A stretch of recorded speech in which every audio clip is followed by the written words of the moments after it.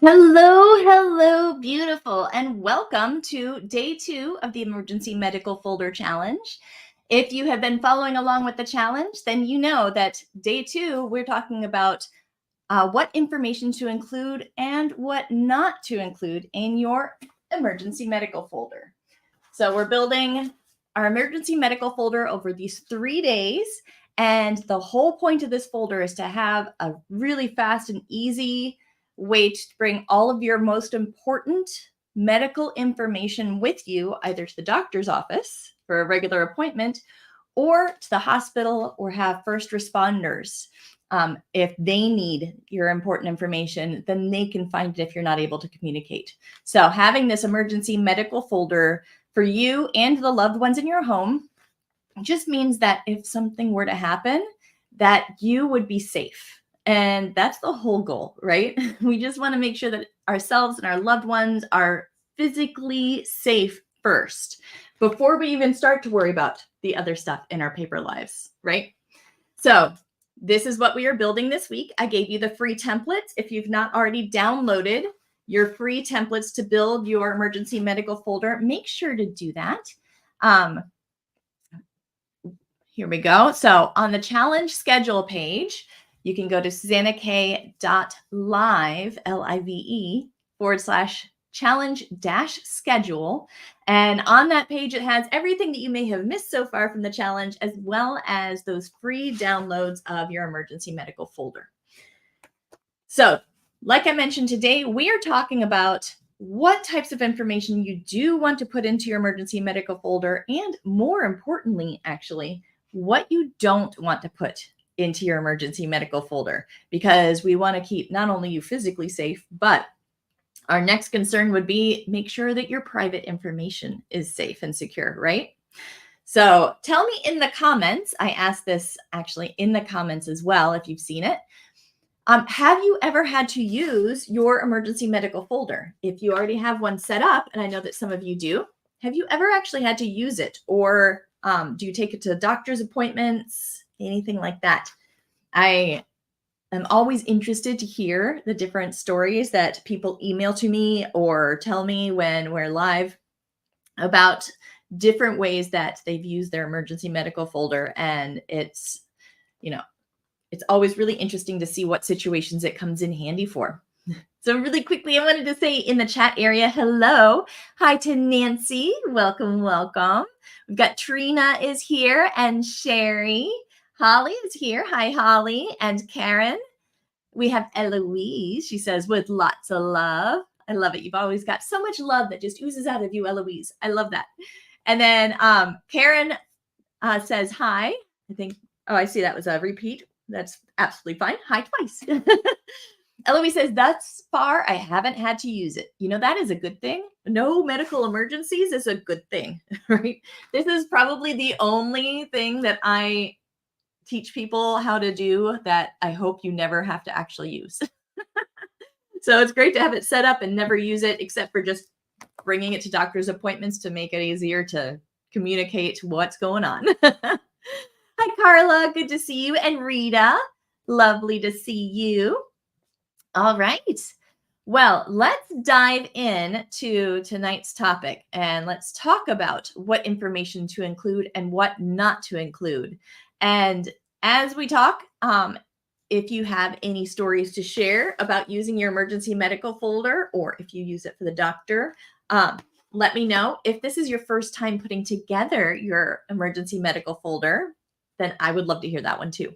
So let me know in the chat area, and I'll hop back and forth to the chat throughout the session. All right.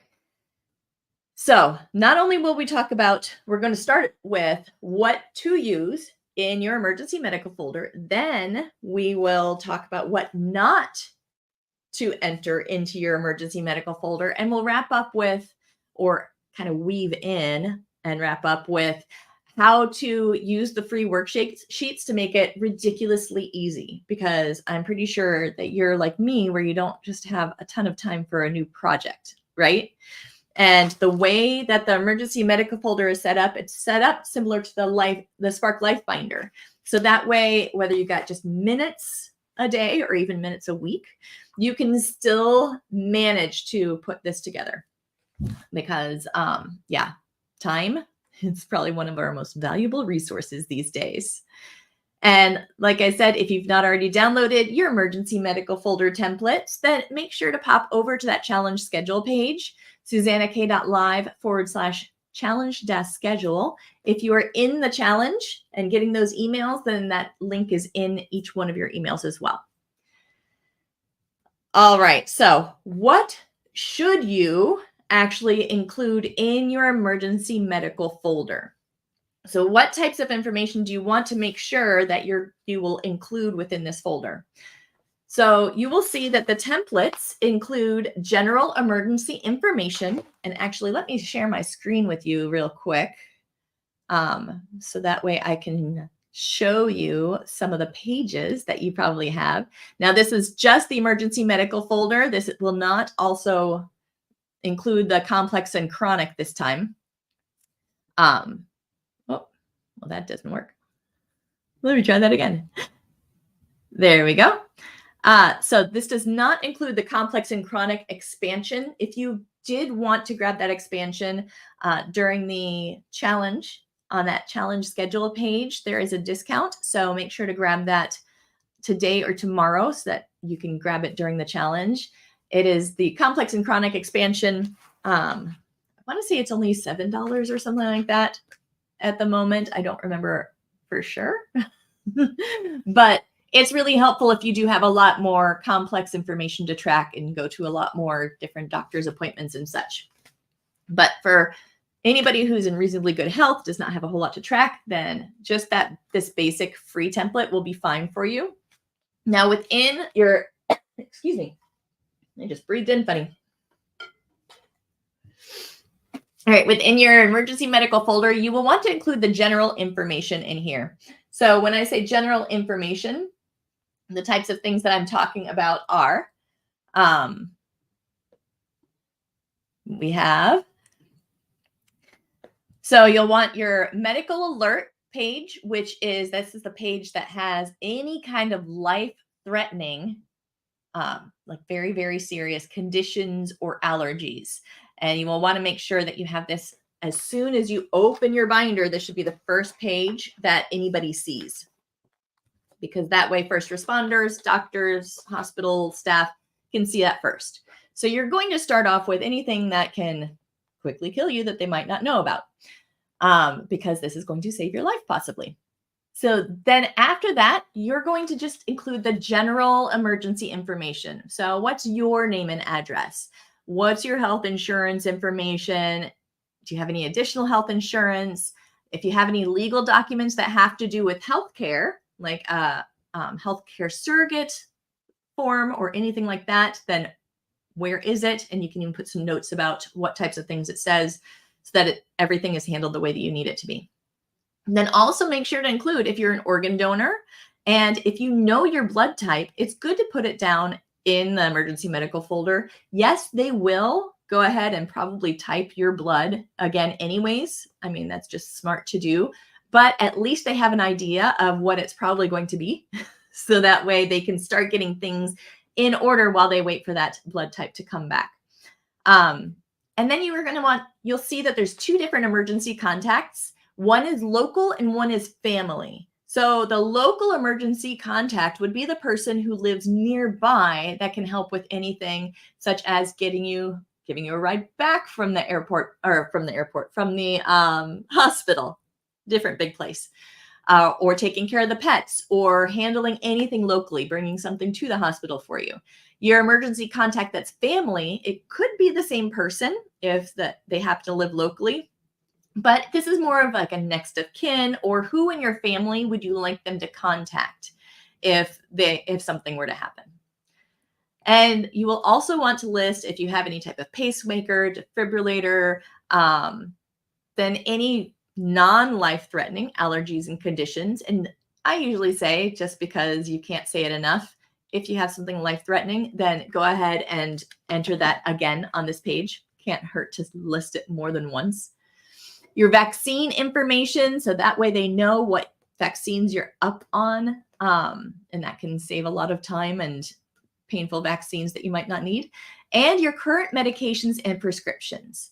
Now, when we talk about the current medications and prescriptions, I do have a trick that I like to use for keeping all of that up to date. So let me put the screen big again. So with that general emergency information, like I mentioned, your current medications and prescriptions are one of the things that you want to make sure to have in that sort of front area with all the general information. And aside from, you can fill it out if you want to. You can either type it in because it is a fillable PDF, which means that you can actually click on the different forms, the lines on the form, and fill it in and save it. Now you're going to want to save it to your computer first. So download it and open the one that you downloaded. And then on that one, that's where you will type in your information. If you type it in on that first page that opens up in your web browser, then it won't save because it sets that it won't save because we don't want that to be on the internet. We just want that to be on your computer. So download it to your computer, go to the place that it downloaded, open that document, type into it, and then you can save it. You can print it with all the typing into it if you want to. You can always open that document back up in the future to make changes and reprint it. It's super simple because it is fillable, or you can just print it out and handwrite. That's absolutely okay too. So within that general emergency information that I told you about, one of the things that I always put in the emergency medical folder is one of these pockets. This is that OOT pocket, and it's great for just holding absolutely anything that you might need. So you will have at least one pocket. If you decided to get the C-line dividers as well, then I like to have these even more, especially if there's more than one person in your household. But whichever pocket you use within your emergency medical folder, whether it's your dividers or the Velcro pocket, use this as a place to easily keep your binder updated. Okay. And by that, I mean, you know how you get all of these prescription paperwork from the pharmacy whenever you pick up a new prescription, right? It is so easy to just take that and pop it right into that pocket.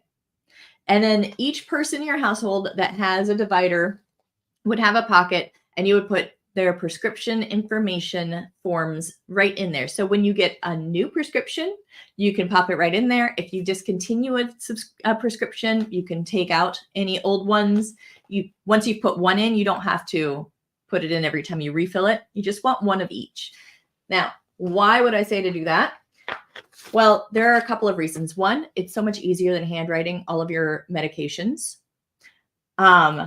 You could, if you wanted to, just ask the pharmacy for a printout of all of your medications that you're currently on. That is fine too. But the reason I like this method even more is because this has all of the additional information about your prescription already here.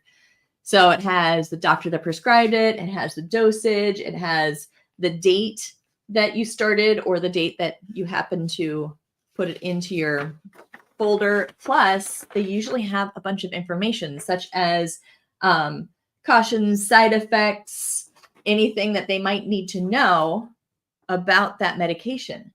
So this is going to make it even easier for the hospital or the people in the ambulance. They aren't going to have to look up the medication in order to see if it has any types of side effects that might be causing problems or interactions, because it's going to be right there for them, at least as a fast view. So that way they'll know right off the bat without having to wait until they can research. So that's why I like to put those in there. Now, if you're on any type of supplements or vitamins, I don't know how many times I would go to the doctor and they'd say, what do you take? And then I'd tell them, my multivitamin, things like that. They'd say, okay, well, what all's in that and how much? I don't know. So you can always go to the internet and just print out the label and information about that multivitamin. Whether you go to that the multivitamins website or you go somewhere like Amazon, if Amazon sells it, very easy to just take a screenshot of what's on the Amazon site for it. Even if you did not buy it at Amazon, if it's the same thing, then this is going to tell them what all is in your supplement. Makes it so much easier than writing it all out as well. So each of these folders can be just kind of a little information packet about the person. And I really love doing that because it just gives them so much more information in case they need it. Now, really quickly in the comments, before we go on, I wanted to say hi to 19 Hockey Mom 97 from Michigan. I love the little puppy photo. And hi, Jeannie. Good to have you. Welcome, welcome. Melody's here. She says, as far as have you used your emergency medical folder? She says, yes, we took out the part about me, so my son had it in the ER when I fell, sustaining a head injury. The main section used was the medication list and medication allergies. Yes. Oh, that's right. You had that terrible spill. I remember that one. And I'm so glad that having the emergency medical folder really helped you out. And if you feel like you don't want to have everybody in the same folder from the household, that's okay. Each person can have their own folder if you would like to, if that's easier. So that way you don't feel like you have to take out just your section, or you can just bring the whole folder and tell them, I'm Melody, so everything behind the divider is me. Completely up to you. But I'm so glad that that helped you out, because what a tough situation. And still sending love. I know that recovery is not easy with that one. And hi, Kim. Good to see you. Rose says, I've used it for the ambulance for a boyfriend, and she also takes it to doctor's appointments. Oh, I'm so glad that it's been helpful. Wonderful. And I hope everything worked out okay. Peggy Jean says, good evening. Hi. Okay, she says, I'm having trouble entering my information on the emergency medical folder, the digital version. Just make sure that you've downloaded it. So when it first comes up on the screen, make sure that you hit download and then go find that downloaded file and open that one up and make sure that that's the one that you're typing in. So don't type in the one that comes up immediately because that one is not saved to your computer yet. So it won't save your typing. If you're still having trouble, then please feel free, email us at susannak.com, hello@susannak.com. If you shoot us an email, then we can absolutely help you out. All right. I'm so glad that you're using it though and getting it filled out. Eloise says, do I already have the extended folders within my membership page? I don't want to buy it and it's already there. If you've not, the complex and chronic is not part of the membership. So if you have not purchased it separately, then you don't already have it yet. This one is completely separate from the membership. Although with my members, I do tend to give you a lot of different free downloads. So it's always good to ask. I'm glad that you asked. Check. All right, so we talked about our general emergency information, right? And I was sharing my screen with you to show you some of the different things that are within that general section, including the medications and prescriptions. We talked about putting some of those pharmacy printouts in the folder, so that way there's even more helpful information right there for you. Another thing that I like to put inside of the emergency medical folder is I like to include pet information. So this is not all about you, simply because you want to make sure that your pets are taken care of in case anything happens to you, right? Or if something happens to the pet. So some of the things that I like to make sure are included with the pet information would be if they have any type of microchip ID numbers or any type of identifiable information.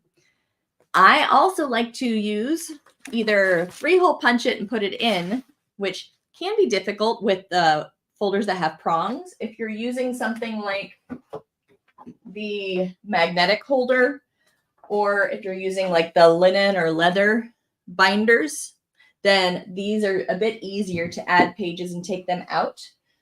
The prongs can be a little bit difficult with that, which, pros and cons, right? But I like to add in those veterinary or vaccination records at least in a little pocket for them, if not right behind their paperwork. The reason for that is when there's an emergency evacuation, or if an emergency were to happen, if they had to be boarded, or if you needed to take them with you to an emergency shelter. And a lot of times, even if you have somebody else watching them who might be a professional pet sitter or has other pets, a lot of these places require them to be up on their vaccinations. And in an emergency, it's highly unlikely that you're going to be able to call your vet and have them email or fax over. Do people fax anymore? Is faxing still a thing? But it's unlikely that the vet is going to be open and able to send over that information really quickly for you to be able to handle things as fast as you might need to. So making sure that they have their vaccination records already in the emergency medical folder means that if you have to evacuate and go to a shelter, if you have to board them, it's not going to be a problem. You can show their records right then.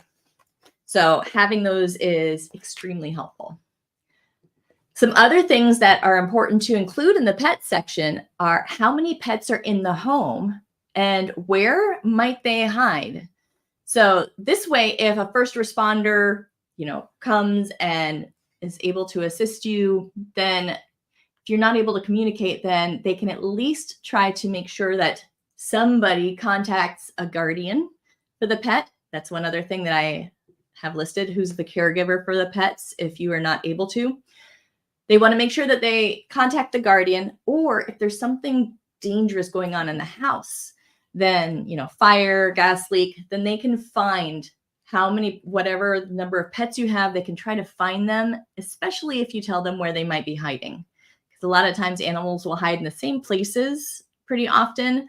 So they will know some of the places to look. So how many pets, where might they hide, any identifiable markings, all that normal type of stuff. And also just who has agreed to take care of the pets if something were to happen. So who would be the person for them to call and say, hey, so-and-so's can be in the hospital for a while. Can you make sure that the pets are taken care of? So that's the pet section that I usually like to include inside the emergency medical folder, just because A, our pets are our family, right? I know they are for me. B, if something happens to you, then somebody needs to know about the pets and make sure that they get taken care of or rescued from the home if something's happening in the home. And C, if anything happens in general, just having this emergency medical folder with additional emergency information at your fingertips is just going to be helpful. So if the pet gets lost, anything like that, then you always know where to grab that information super fast. All right. And this really helps if you don't have the Spark Life Binder, which the Spark Life Binder, the whole point of that is to have all of that information at your fingertips, all the important information in your life for you and your loved ones. But if you don't happen to have that, or if it's not easy to quickly grab, then you've got this at your fingertips. All right, so really quickly, back to the chat. Peggy Jean says, thank you. I downloaded the file. It's a PDF that I opened in Adobe PDF Viewer. Yep, so you should be able to just click on whichever line you want, and I can actually show you right now. Once you download it, you open it in the free Adobe Reader. And I'm not sure if Adobe PDF Viewer, if you're talking about it using a different word for it, but the actual program that's free from Adobe is Adobe Reader. So if it says Adobe Reader, it should be good. Make sure that you've got the most up-to-date version of it, because if you have a really old version, it's possible that maybe that could be the problem. So just go up to the file area or help area and just see if there's a check for updates, and update it if you need to. But in order to type into it, you can click on the line where you want it to be. The lines should probably show like a little purple hue to them, and you can type.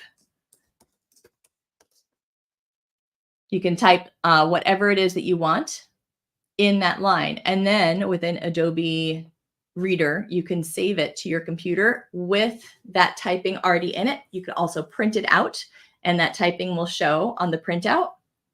And you save it to your computer. When you open it back up again, if you needed to change something, then you can hop in, retype it, print it as many times as you need to, save it, all that good stuff. So that's pretty much what it should look like when you're typing into it. If you still have any problems, then definitely shoot us an email and we'll try to help you out with that. All right, so hello@susannak.com. So Hockey Mom says Foxit PDF Reader is another one you can use that's free. Okay, good. I'm not familiar with Foxit PDF, so I don't know the compatibility, but that's good to know that I think that there are several of them out there. So it's good to know that there's another one that you can try out. And I'm guessing, Hockey Mom, you must have been able to open it and type in it with Foxit. So that's great too. Yes, I love free. So Adobe Reader, Foxit PDF Reader, free is really good. All right, so let's talk about the last information that you would want to put into your emergency medical folder before we start to talk about some of the things that you would not want to put in. All right, so let me go back to that section. So we already talked about the medical information for each person. We talked about pet information. The final bit, I think I just scrolled right past it.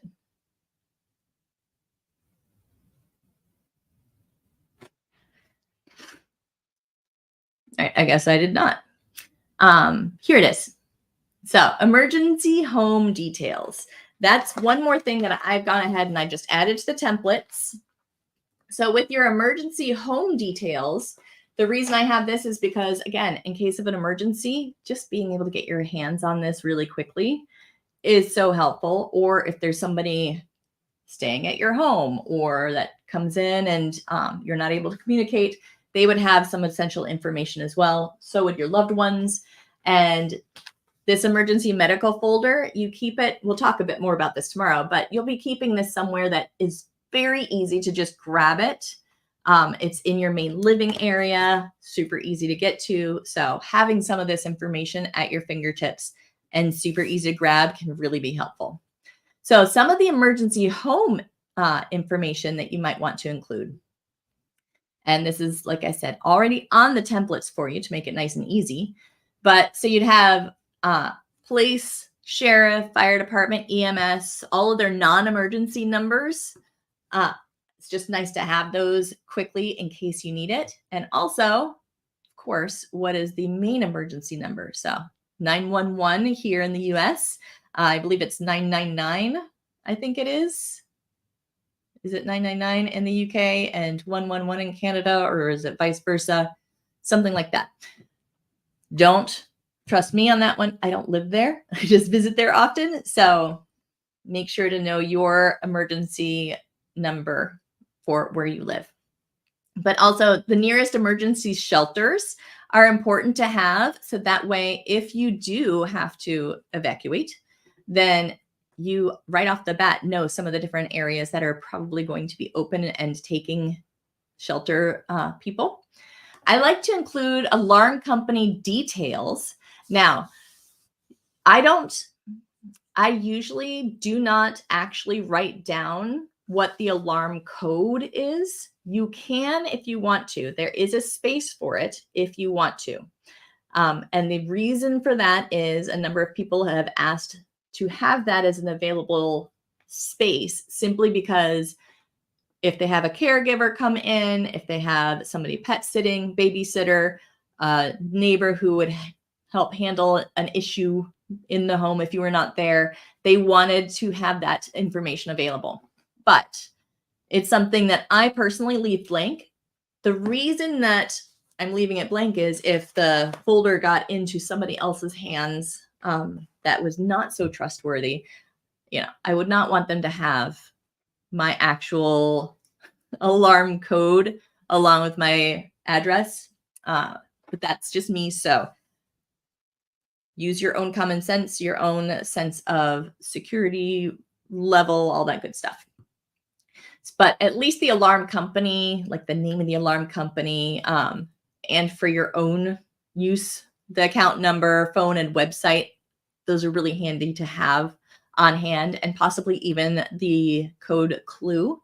That way, if they call you, you kind of remember. I don't write the actual clue. I just write a reminder for myself so I remember, oh yes, that's what it is. So, but that's the alarm company information. You'll want things like around the house, the location of important items in the house, like where are the circuit breakers? Where's the water shut off? Where's the gas shut off? Fire extinguishers, things like that. So there's some extra lines in there for those. I also like, if you do rent, then I like to have the landlord's information as well. Simply so if anything's necessary at the home, they might have some information that you don't have written down. And then I just left a number of blank contact information areas. So if there's anything else that you wanted to include or anyone else's information, then you can write it down, whether it's a plumber or electrician, anything like that, then you can have those right at your fingertips. All right, so those are the basics of what you do want to include in your emergency medical folder. So if you have any questions about any of this or comments, stories, anything at all, feel free, use the comments area. I always love to hear from you. And Peggy Jean says, thank you, I'll keep trying. Yeah, absolutely. Keep trying, and yeah, you know where to reach us if you absolutely need some help. We are glad to help you. Okay, so next up, I want to share a quick story of how the emergency medical folder has been used before. One of my followers had shared her story with me, and it's just a really good example of how it can be used. And then after I share this, we will talk about what not to include in your emergency medical folder. So, this is by Rosemary, and let's see. So she says that she created, and this is from her email, but I'm paraphrasing. She created an emergency medical folder both for herself and a separate one for her husband. One is red, one is blue. And she says it has all of the appropriate information, plus a loving picture of us together. And a humorous photo of him holding up a tiny little fish. But she says that even though the folder is for serious times, there have been fun times. And if a medic has to get a hold of it, he will see the fun photo belongs to someone who now has a problem and hopefully will lighten the moment of seriousness as it happened and make him smile and care, as has been proven. She says that this way, when her husband or herself are in a very serious medical emergency, having that fun, relatable, very them picture can just help bring the reality of, hey, this is a person with like a life who's loved and has fun and all of that to mind. Even though like our first responders are fabulous, it is nice to just really capture that person with the photo. So she was sharing about how she put the picture of her husband holding in a boat, holding this little tiny fish and laughing like crazy, just because she did have a time where the ambulance had to come. And the way that she told me was that he was in the shower and had some issues, and the ambulance had to be called. And, you know, of course, she was very focused on him because she was trying to keep him calm, make sure that he was okay. The ambulance, first responders get there. And, you know, she did not even think about mentioning the emergency medical folder at first because she was very worried about her husband and looking after him. And before she'd even thought to tell them about it, one of the first responders on the team had already gone into the kitchen area, had found the emergency medical folder, and was looking through all of the information for her husband. So they had all of that information without her having to even mention it.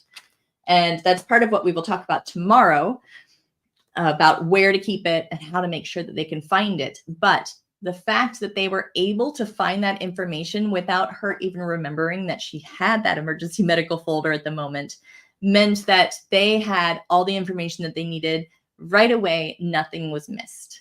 So that's just one example of how it can be a really useful folder. You never know when something's going to happen, and you might not be home alone, but I've heard so many different stories of people who just did not even think about the fact that they had the emergency medical folder, but the medic actually found it before they could even think about it, even though there's somebody there. And based on Rosemary's story, which was so cute, I even included a picture of myself and my husband, Moose Pie. I call him Moose Pie. And it's just kind of a fun picture that we had from being in Ireland at a shop. And it was just a cute little one with personality, because I thought that was just such a great idea. Even though it's for a serious possible event, have fun with it, right? Why not? All right. So really quickly, April is here. She says, hello. Hello, April. I'm glad that you're here with us. So let's talk about what not to include in your emergency medical folder so that you can stay safe. All right. So why I say what not to include, because this folder is most likely going to go with you to the hospital, in the ambulance, to the doctor's office. But if this is being passed around between medical professionals, anybody could end up with it accidentally. It could get lost. We just want to make sure that you don't have any information in here that if somehow the folder got lost and somebody else got their hands on it, that it would have something a little too tempting that they could do something bad with. Probably not the hospital staff or first responders. It would be somebody else most likely. And a lot of people also like to keep a copy of this in their car in case of a car accident. So if something happened and your car got stolen, you don't want them to have information that they don't need to have, right? So some of the items that I purposely leave out of the emergency medical folder are, I leave out any type of ID number. So social security number, any driver's license numbers, no copies of your driver's license or social security card or passport or veteran's ID card. You don't want copies of those things. You don't want the actual ID numbers. No logins. So even if you do want to make sure that you don't forget your login information for something like MyChart or a similar type of program that you might need to get into, don't write it inside of your emergency medical folder. And no financial details. So no credit card copies or credit card numbers themselves, nothing like that. If you do feel like you want to make sure that the hospital, the first responders can get that information if they need it, really, for the most part, they won't need it right away. But if you do feel like they need to have access to it, that is why at the very beginning in your emergency medical folder, you will see on that first page, contact who can provide date of birth, ID, and sensitive information. So like for me, I don't write my full date of birth in here. A lot of times I just write the year because then they can still treat me. And they have the basic information, but they have the contact information that they can give the full birth date if they need it. So ID numbers, date of birth, it's up to you. Some people include the full date of birth. Some people don't. Completely up to you. I know that that is one of the few things that they do rely the most on. That's our personal information. But ID numbers, sensitive information, financial information, just in case, just leave it out and include the name and phone number and address if you need to of a person who would have access to that information. They can make sure to release it to the right people. So we want to make sure that this is safe and does not end up in the wrong hands. And then that way you can feel comfortable having it in a public location in your home as well, like in the kitchen. All right. So After that, let's talk about how to use these free worksheets to make this ridiculously easy. Like I said, most of us do not have a ton of time in each day to simply take on a large project. If you do, fantastic. I won't stop you, but most of us simply don't. So the reason that I have these worksheets is to take your brain out of the system. This way, all of the decisions have already been made for you as far as what to put into your emergency medical folder, what information goes where. You don't have to think about what to include. You don't have to think about where to enter the information. You simply need to just go through. If you see a blank, you answer the question. See a blank, answer the question. So just like in kindergarten with the worksheets, right? See a blank, fill in the blank. That takes your brain out of the system. And most of the time it's our brain that gets in the way, right? Our brain gets way too stuck on all the what ifs and all of the, well, maybe I should do this. And no, see a blank, fill in the blank. It makes it so much easier. And I've heard way too many stories of people who have said that they've wanted to put something like this together for years and they've never gotten around to it. Usually that's because their brain is thinking what a massive project this is. So when you have a template where all of the decisions have already been made and you don't have to think about anything besides, okay, what's the answer to the question? It makes it ridiculously easy. Now, it's okay if you don't have all of the information easy to access right away. That is absolutely fine because you can go through and fill this in one small step at a time. So if you only have 15 minutes a week, you can still get through this. Heck, at 15 minutes a week, I have people get through the whole Spark Life Binder with no problem, right? And the way that we do that is by, don't knock it down. The way we do that is by just filling in a couple blanks at a time. When you have some time, fill in a few blanks. You can skip around. You don't have to go in order. You don't have to start on page 1 and go all the way through the end. Simply go through and fill out what you already know off the top of your head first. And then you can go through and fill in just what you know where to get the answer to really easily. And then you will probably not be left with too many blanks that have not been filled in, because most of this you already know off the top of your head, or you can get your hands on it really easily, right? So if you go through, fill in just what's off the top of your head that you already know, that'll be most of it. And then if you go through it and just fill in the blanks of anything that you know where to find the information very easily, then that will go really fast and you'll have most of it filled in. Now, what about the things that you might not be able to find the information right away? That's okay. You will be absolutely okay if some things stay blank until you come across that paper. Maybe you have some, a bunch of old papers to organize. And you know that somewhere in those piles is the information, but you don't know where. That is okay. You have survived this long without your emergency medical folder. If you have most of it filled in and you're missing some blanks, it will be fine. The fact is, anything, if you have just one blank filled in, it's already useful. So the more you have filled in, it's just the more useful it is, right? So if you have some blanks, they can stay blank as long as they need to until you find that information.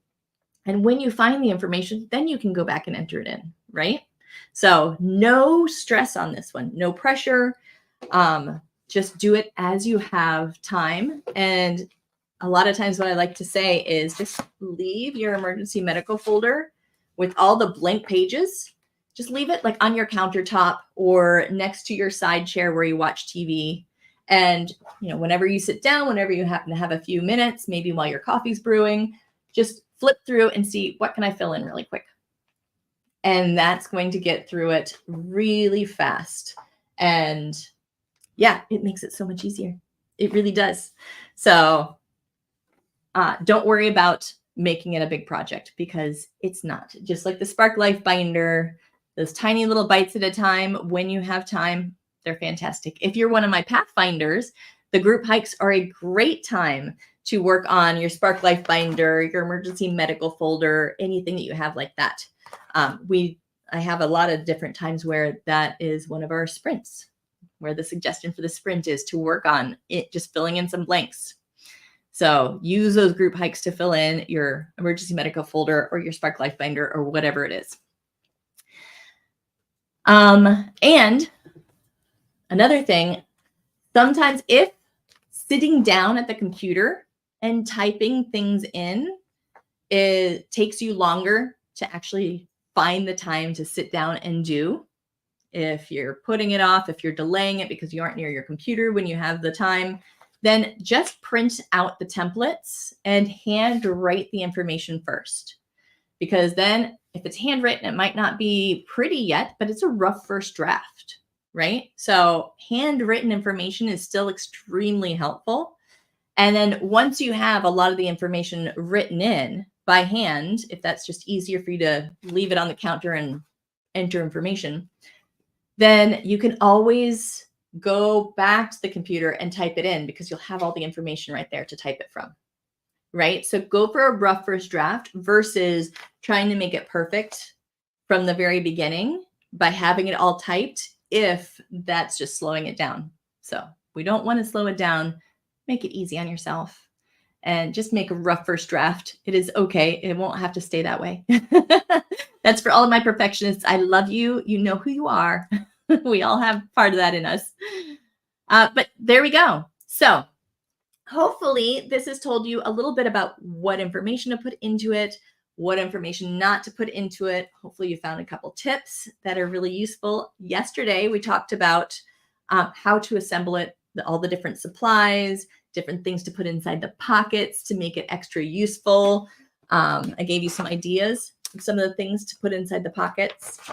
So watch that replay on the challenge schedule page if you missed it and you wanted to find out about the different supplies and ways to kind of make it upgraded and customize it to be more of your own. And then tomorrow, we will be talking about the easy way to fill it in one step at a time. So I'll share a little bit about, what I just told you about the little tiny bites, but I'll talk a bit more about how to use a fillable PDF, how to print additional pages if you need more than one page, if you have more than one person.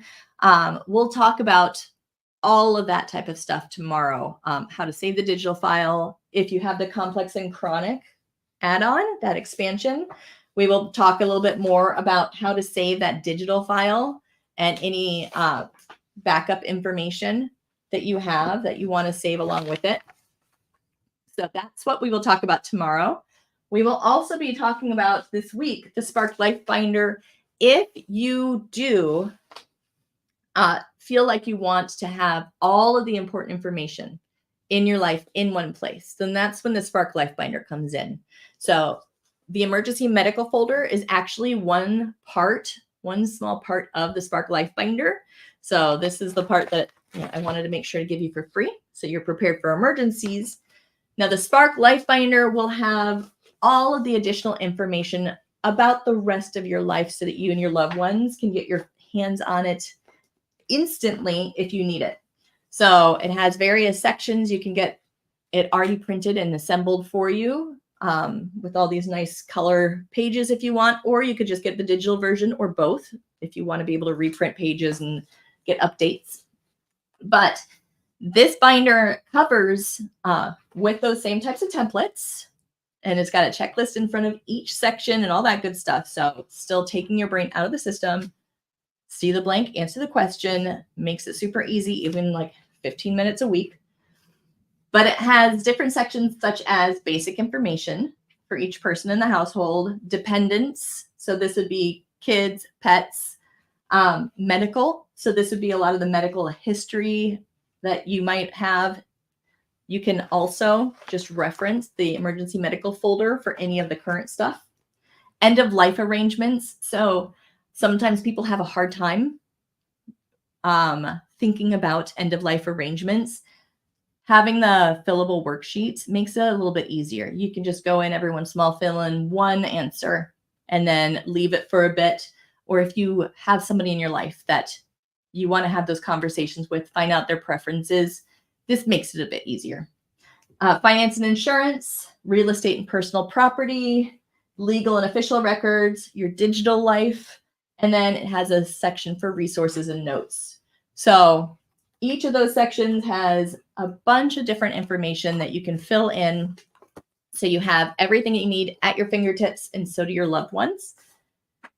If you're interested in building your own Spark Life binder, then this Saturday? Yes.